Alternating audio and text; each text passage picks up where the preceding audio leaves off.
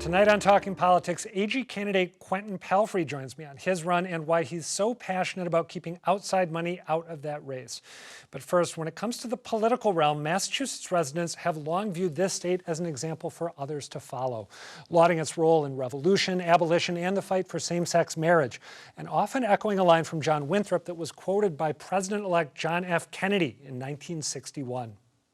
We shall be as a city upon a hill.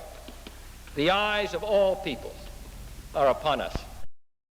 But while that's an inspiring way of looking at ourselves, it's also incomplete. As a new book, The Politics of Massachusetts Exceptionalism, Reputation Meets Reality, makes abundantly clear. I'm joined now by the book's editors, both of whom also contributed essays. Erin O'Brien, an associate professor of political science at UMass Boston, and Jerold Duquette, an associate professor of political science at Central Connecticut State University. Good to see you both. Which one of you gets credit for coming up with the idea to do this particular book at this particular moment in time? I think there's plenty of credit to go around. The idea of the book is decades old, actually, and it was not possible to accomplish until there was a mass politics profs to really put it together. But, I think there's plenty of credit to go around there. Erin, I think you were going to share the credit as well, but I'm wondering before you do, so there wasn't, what I really was hoping was that there was a particular campaign or candidate or utterance in a campaign by a candidate that prompted this, but it sounds like that's not the case, am I right? We could make it up, but we are scholars. It wouldn't be the true story. All right, so given that, Erin, as you guys note, early on in the book, this question operates at a couple different levels. There's the question of whether, or what I should say, things make Massachusetts politics distinctive, what the objective differences that are empirically observable are that we do differently than other places. And then there's the question of whether those differences and their intended or unintended consequences are a force for good or for bad, or maybe both. Let's start with the first category. What are the great big differences between the way politics operates in Massachusetts and the way it works elsewhere that people should have front of mind? Sort of ironic that you're asking me this one because I tend to be the half empty person. But what Massachusetts does really well is our institutions. Our institutions, as Jerold argues in some of his chapters, have been models for the United States. We do bipartisanship better. We have a functioning government. We do legislative supremacy the way the founders wanted. So our institutional arrangements are really models for the country writ large. And a lot of people in other states wish they had the institutions we did. I had actually wanted you to go negative, but I think I asked the question confusingly. So you've outlined some of the things that people can be heartened about in Massachusetts, but I also want to highlight things that maybe are value neutral. We like to elect Republican governors to act as a check on a state house that is completely dominated by Democrats. What are some of the other, and I'll go to Jerold for this one, what are some of the other things that are simply different for better or worse, whatever we make of them as value propositions? Sure. Well, the interesting thing about that is the Massachusetts political culture has a uniqueness to it because it's a real clashing culture. There's a real clash between a more individualistic sort of old school, competitive politics alongside a very moralistic, reform-oriented politics. This has always been the sort of broad narrative behind Massachusetts politics, and it really is unique. It's certainly unique. I mean, it's unique in America for sure. Most other states, all other states have various forms of, culture clash, but ours has been in existence basically for 4 centuries, and it has only gotten more intense. Can you give me an example of that culture clash in the last, say, 10 or 20 years? Yeah, sure. Well, whenever you have, for instance, the progressive Democrats have been working for decades to increase the transparency of the legislature. Right, and they're basically the voice of reform, good government reform, transparency, et cetera. Well, obviously they haven't made a lot of headway in doing that, and they have also not made a lot of headway with the average Massachusetts voter who doesn't seem to be doesn't really respond to process reform calls. In other words, the average voter is not committed either way.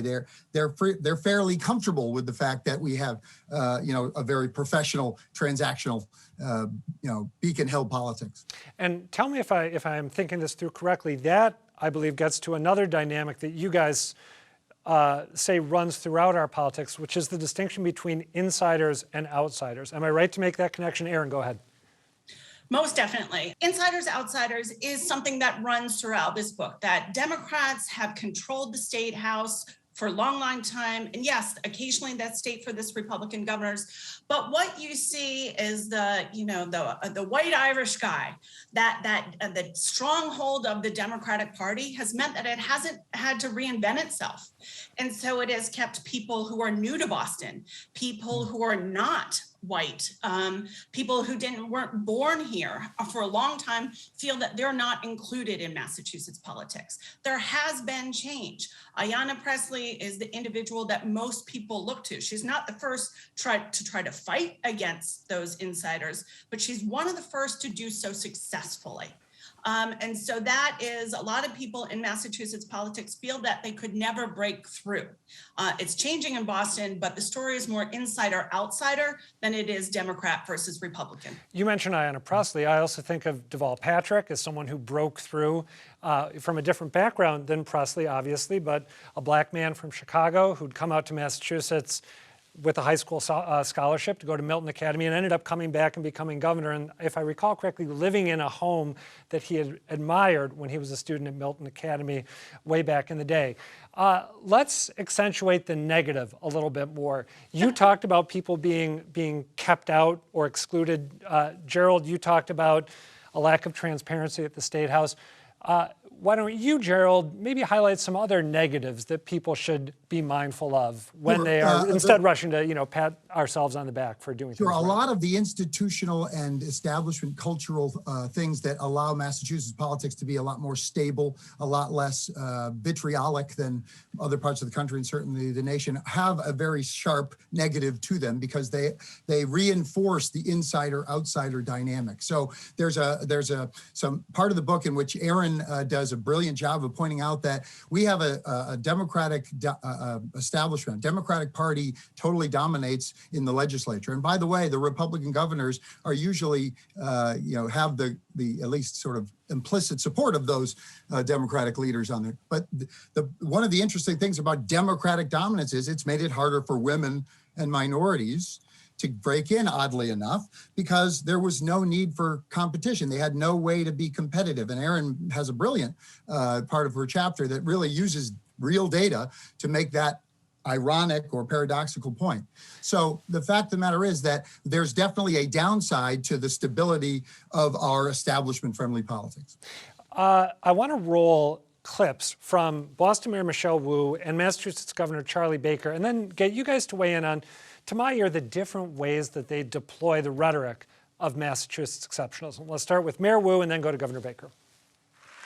Today at the polls and over this last year and over generations in this city, Boston has come together to reshape what is possible. We are the city of the first public school in the country, the first public park, the first subway tunnel in the country. We're the city of revolution, civil rights, marriage equality. Boston has always been that city that punches above our weight, where our activism, our community, our joy radiates out into progress across the country. At a time when so much of our public dialogue is designed to destroy trust, to manipulate facts, and to pull people apart, we've partnered with one another and shared success and blame along the way. We should continue to focus on building and maintaining positive, collaborative relationships because they work for the people we serve, and it's what most voters expect from us. They want us to work hard and collaborate the same way they do.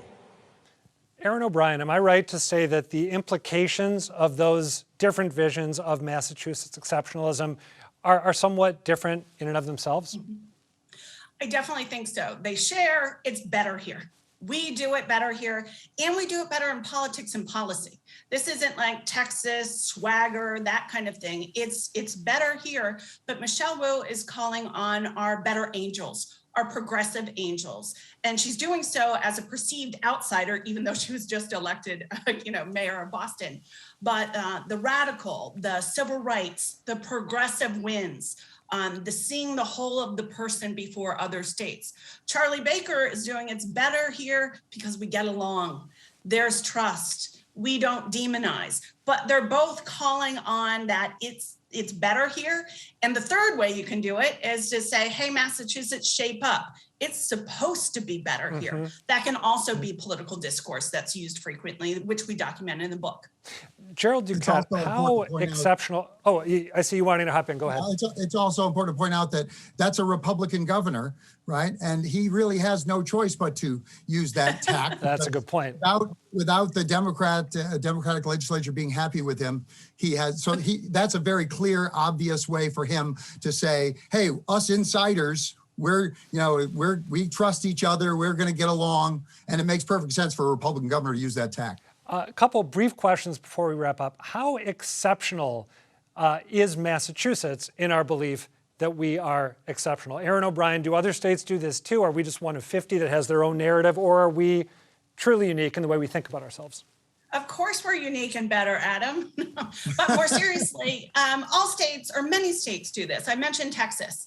Everything's better in Texas. Everything's bigger in Texas. Everybody or most Americans know what the Texas flag looks like. That's not by accident. But that is not a swagger that is born of government is better. We're unique in our exceptionalism that we make reference to intellectualism, that policy as a part of that. Indeed, some of my students got the opportunity to read the book. And one of my students, Angus, a really good doctoral student, he pulled a quote from Governor DeSantis of Florida, saying Florida exceptionalism, and that is the American dream and individualism. So sure, states might sometimes think of themselves as exceptional, but Massachusetts is unique in so linking that to policy, politics, and government, when in the United States right now, a lot of people don't like politics, policy, and government. Yeah. Well, closing question, Jerold, answer this first briefly, and then Erin, you'll get the last word here. Did you guys approach this issue differently, given that, Jerold, you are in fact a Massachusetts native, and Erin, like me, you came here from the Midwest. Jerold, why don't you go first and then Erin? Well, there's no question that there's a different approach. I mean, to be honest, this book has been in my head for 40 years, right? I've grown up in a political family. My grandfather was a Kennedy appointee. So I have sort of been thinking about Massachusetts as exceptional from the perspective of a kid growing up and being politically aware, for sure. But there's not just that basic perspective, there's methodological perspective, historical institutional development versus policy and data, et cetera. And Erin, did your outsider status impact the way that you looked at this, do you think? Yeah, 100%. Jerold's being kind here. When we had to write the introduction together and the conclusion, he's a good friend and a great colleague, and we had some barn burners on some of the language choice. And it was really born, we've written the chapters, we agree on so much, but our perspective is different, in part because he studies institutions more. Right. I study voter access and women in politics, but part of it is not being born here. I think I'm going to put a little words in Jerold's mouth if he doesn't mind, but you don't want people to just talk bad about your family. I'm an outsider and I was talking bad about the family sometime. And I think the book reflects the range of views, and that conversation made the book better. Yeah, I think it does reflect that range as well. Erin O'Brien, Jerold Duquette, thank you for being here to talk about this. Our pleasure. That book, again, is The Politics of Massachusetts Exceptionalism, Reputation Meets Reality. As for the future of Massachusetts politics, the state Republican convention is now just a couple short weeks away, followed in short order by the state Democratic convention, where my next guest is hoping to win the Democratic endorsement in the race for Attorney General. Quentin Palfrey most recently served as acting general counsel at the U.S. Department of Commerce under Joe Biden. Before that, he was the 2018 Democratic nominee for lieutenant governor and a former state prosecutor. Quentin Palfrey, good to see you. Let's nice start. To see you. Thanks for having me. Oh yeah, our pleasure. Thank you for being here.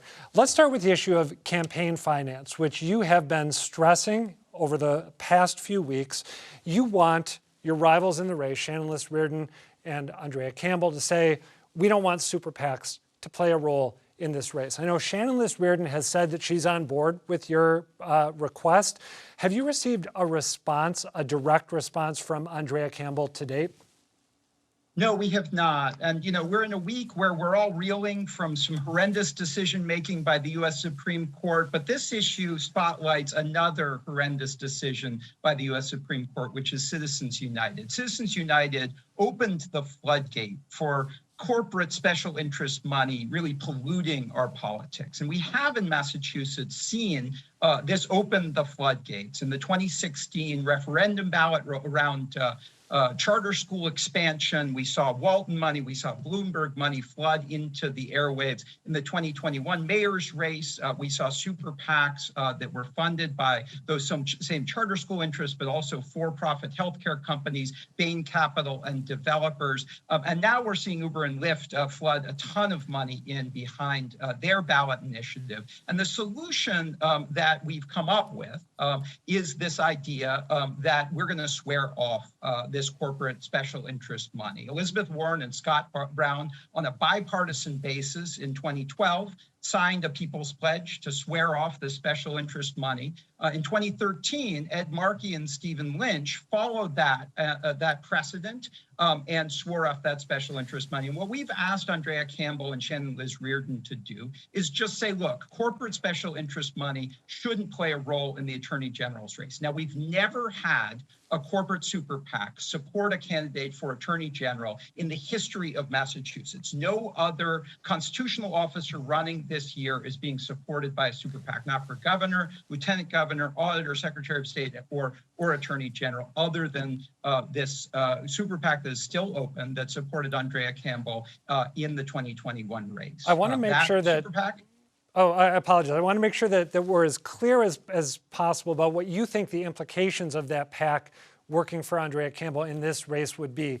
If my back of the envelope numbers are right, that PAC raised, I think, a little more than $2 million last year. They spent about $1.6 million on Andrea Campbell's behalf.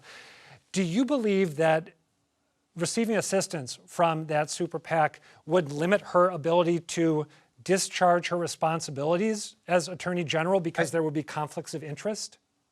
I do, absolutely. If you want the Attorney General to be the people's lawyer, to be able to stand up against Bain Capital, against for-profit healthcare companies, against charter school supporters, against developers, and really do the job of the people's lawyer, of trying to make sure that everyone has access to healthcare and education, a good job, housing, you need to have the AG be independent of those special interest money. And when you're talking about the $1.6 million that was raised by the super PAC in the last 12 months, you're talking about the very entities that the AG needs to be independent from. And so I think that it does bleed over into the question of the policy views and the approach of the candidates in this race. I'm for single payer. Andrea Campbell said that she was against it. I'm for using rent control to rein in housing costs. She said that she was against that. I'm for keeping the cap on charter schools. She says that she's against that. So I do think that there are really significant policy ramifications as well as this question of the influence. I want to get to some of those policy differences in a moment, but before I do, let's hone in on charter schools just for a second. You, as you've said, do not support raising the cap on charter schools. Andrea Campbell does. At the BC forum that was held recently, where you and she and Shannon Liz Reardon appeared, she had a response to your suggestion that charter schools are a force for bad. Let's take a listen to what she had to say. In Boston in particular, there are charter schools. The majority of those students attending those schools are Black kids and Black students who have been failed by our traditional public schools and are looking for a choice. Quentin Palfrey, you went to Phillips Exeter for high school. Why should a family that does not have access to that level of education and feels like they're not being served by the educational status quo have the alternatives that charter school proponents say they want to provide? So I think racial justice is absolutely at the heart of this question. We are 68 years after Brown versus Board of Education. We still have racially segregated schools and radical differences between the opportunities that are provided to kids in Brockton and Lawrence and parts of Boston, in Southbridge, and the opportunities that are provided to kids in the wealthier, more affluent communities. That is an affront to our constitutional system. We have an obligation as a state to provide a free and appropriate public education to every child. And the state is failing that obligation. And as the chief civil rights officer of the Commonwealth, the AG really should take on the mantle of trying to disrupt that educational injustice. I just think that the expanding charter schools goes in the wrong direction. We actually had a conversation about this in Massachusetts in 2016, that, by the way, was corrupted by the kinds of special interest money I'm talking about, the Waltons, the Bloombergs, a huge amount of for-profit education companies really influenced that conversation. But at the end of the day, the Massachusetts people, I think in their wisdom, decided that that was not the solution to educational injustice. That picks winners and losers, siphons off resources from the public schools, and also undermines collective bargaining. You can't be for unions and collective bargaining some of the time. It undermines teachers. I don't begrudge any family that decides to get the best education they possibly can for their kids. And I don't begrudge the great educators who go to work every day trying to provide for those kids. But we in Massachusetts have an obligation to cherish our public schools, to invest in our public schools, make sure that every kid has an opportunity in life, and where you live and the color of your skin shouldn't determine what kind of an education your kids get. We are failing that obligation in Massachusetts. Expanding charter schools will not solve that. What will solve that is really taking on this issue. Let's pull back a little bit. What is it about, and you mentioned your stances on some policy questions earlier, what is it about your worldview and your experience that you believe makes you the best person for this job? Well, I think it's a couple of things. First of all, I'm very proud of the work that I did as the first chief of the healthcare division in the Attorney General's office. I founded a new division in the office, sued some predatory health insurance companies that were harming Massachusetts residents in that critical time. I served in the White House under President Barack Obama. On day one of the Biden-Harris administration, I was the acting general counsel, led a team of several hundred lawyers and helped to launch the Build Back Better agenda. And I do think if you look at who's been Attorney General in the past, they have had the kind of experience that it takes to lead on day one, either as a senior attorney in the AG's office or in a DA's office. And I think uniquely among the three candidates in this race, my experience prepares me to deliver on day one. But I also want to say that this issue of independence is critically important. We have been very fortunate in Massachusetts to have a people's lawyer who stands up against corporate interests, who stands up against ExxonMobil and the Sackler family and Purdue Pharma. And if we've got a corporate super PAC playing in this race, funding and supporting ads for one of the candidates, that will restrain the ability of the AG to really stand up and be the people's lawyer in the way that we expect from the AG. You were at your last two gigs, your last two jobs for a fairly brief period of time. You led the International Digital Accountability Council for 10 months. Then you were acting general counsel in the U.S. Commerce Department for 7 months. Should that give voters pause? Actually, I still run the International Digital Accountability Council. I did go into the Biden-Harris administration on day one. I was trying to operate from LinkedIn, which is an area I'm not. So you still run International Digital Accountability. Right. That's right, I do. But I'm proud of the work that I did in the Biden-Harris administration. I was asked by some of the same people I'd worked with in the Obama White House to come back at a critical time. On day one, we were recovering from a really corrupt an immoral administration. And I think that it was very helpful to have someone who had been a senior leader in the Commerce Department under the Obama administration to help set up the first 100-day agenda, to help get the secretary in, the deputy secretary in, get a Senate confirmed general counsel nominated and confirmed. I'm very proud of the work that we were able to do during that period of time. But I saw it as part of the transition in a sense. It was meant to be an opportunity to help the new administration get set up. And I was very proud of the work that I did at that time. But Massachusetts is my home, and I was very committed to the notion of being in public service here. So I did return to a nonprofit leadership role and then started to explore this campaign for Attorney General. And I'm really thrilled at the opportunity to be considered for that important role. You talked about Maura Healey favorably a moment ago, saying that we had a people's lawyer, to use your phrase, taking on these various outside interests, bad actors. Is there anything that you think Maura Healey didn't quite get right in her tenure? So first of all, I want to start where you started, which is that I think Maura Healey's been a terrific attorney general. I had the great honor to serve alongside her. I was the chief of the healthcare division at the time that she was the chief of the civil rights division. So some of these things like the buffer zone laws relating to reproductive rights access, we had a role in, although they were in the lead. So I've had a chance to work alongside her. I've had a chance to lead multi-state cases in the Attorney General's office. And I think she's done a terrific job using those tools to fight back again and again against corporate entities and against the corrupt and immoral Trump administration. She's taken, go ahead. Go ahead, sorry, I think I stepped in right when you were going to shift.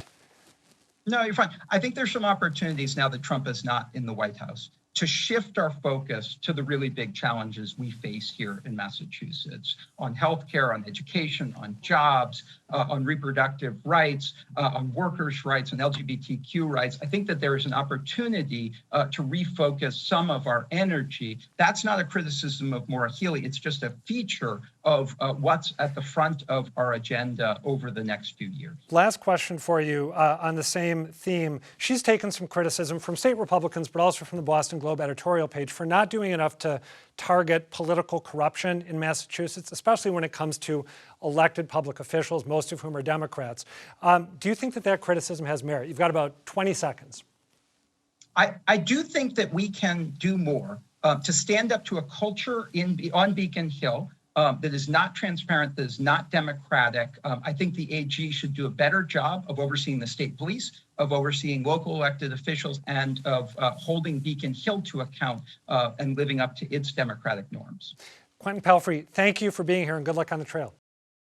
Thanks so much for having me. That is going to do it for tonight. Before we go, though, a few quick reminders. First, in addition to watching us on TV or on the GBH News YouTube channel, you can also get Talking Politics as a podcast wherever you do your podcast listening. Be sure to also subscribe to the GBH News Politics newsletter if you haven't already. You can get it at gbh.org/newsletters. And as always, please keep telling us what you think about conversations we've already had, topics we should tackle in the future, or guests you'd like to see on the show. We're online at gbhnews.org/talkingpolitics. We're on email at talkingpolitics@wgbh.org, or you can find me on Twitter. I am at Reilly Adam. Thanks again, and good night.